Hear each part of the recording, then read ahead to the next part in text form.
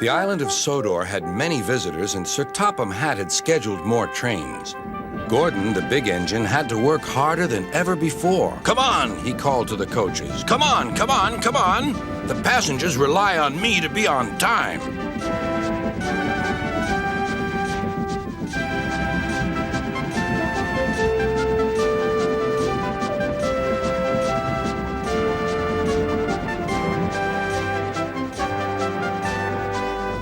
Whenever Gordon finished one journey, it was time for another to begin. "Never mind," he puffed. "I like a long run to stretch my wheels."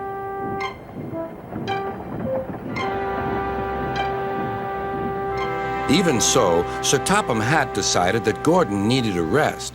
"James shall do your work," he said kindly. James was delighted. He liked to show off his smart red paint and was determined to be as fast as Gordon.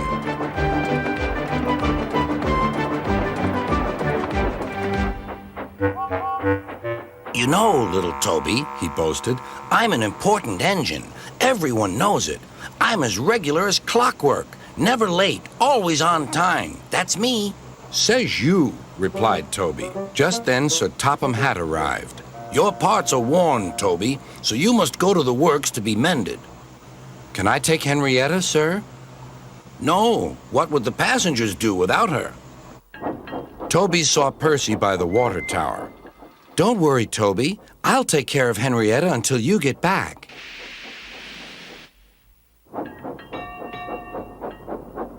Soon Toby was out on the main line. He clanked as he trundled along.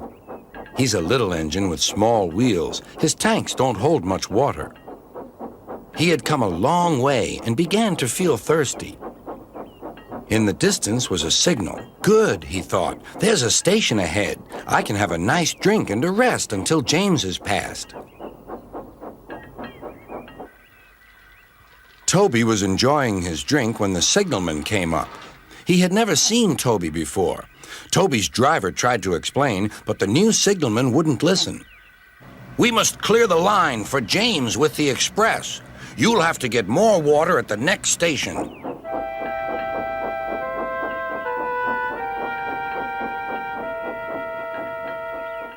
Hurrying used a lot of water, and his tanks were soon empty.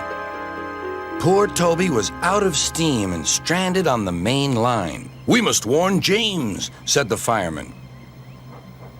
Then he saw Percy and Henrietta. "Please, take me back to the station. It's an emergency." Henrietta hated leaving Toby. "Never mind," said Percy. "You're taking the fireman to warn James. That's a big help." Henrietta felt much better.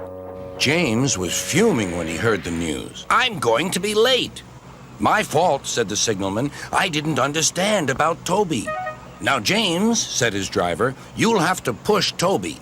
"What, me?" snorted James. "Me? Push Toby and pull my train too?" Grumbling dreadfully, James set off to find Toby.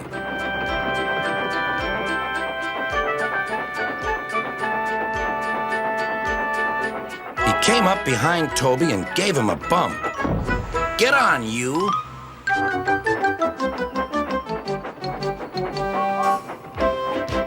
James had to work very hard.